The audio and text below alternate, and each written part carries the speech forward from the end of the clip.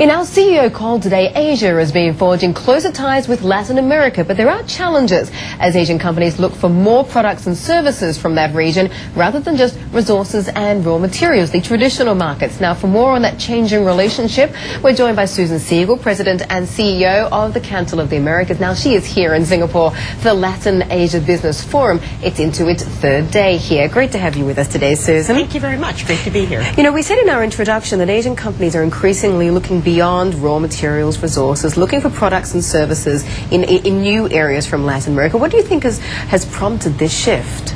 Well, I think the region has gotten a lot closer with communications, investment, more Latin American businesses interested in coming out to Asia, and more Asian companies going to Latin America in its initial stage in search of raw materials, energy, and food, soya.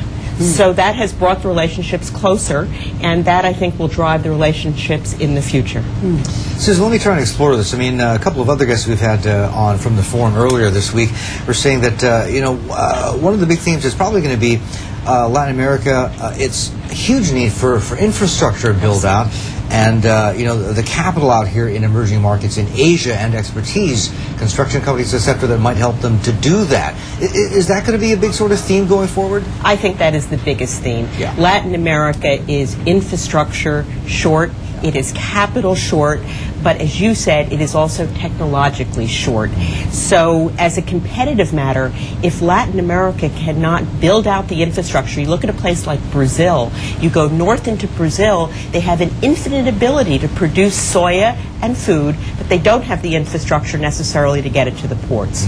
So today, for a Singaporean or an Asian company to go to Latin America and build state-of-the-art technological infrastructure is an entirely new and interesting proposition, and probably the most important thing that Asia can bring to Latin America. One of the things that struck me, especially if you look at the politics of oil, is that Venezuela has been slowly but surely strengthening its ties with Beijing, with the Chinese. It has been a controversial development, since it's really seen as a move by Chavez to turn away from the US and move more towards Asian economies. Do you see that happening more? Do you see that further broadening and tightening of the nexus between Venezuela and emerging economies in this region?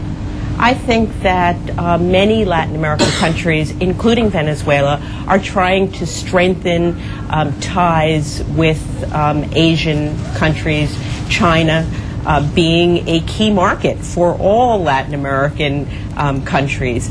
But at the end of the day, the United States remains the largest trading partner of Latin America. And we shouldn't forget that the oil that Venezuela produces is heavy crude, and the largest refinery for that heavy crude is in the United States, in the company that they own of Citgo.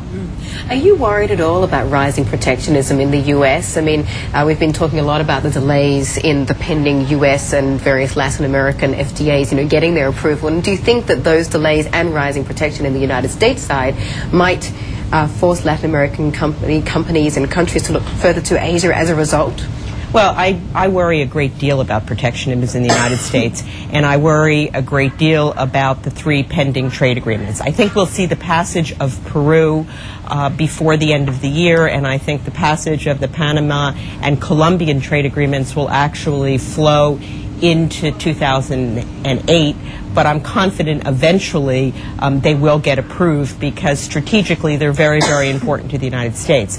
But I think there's an overall trend by Latin American countries to try to diversify their trade flows and not be dependent on any one region.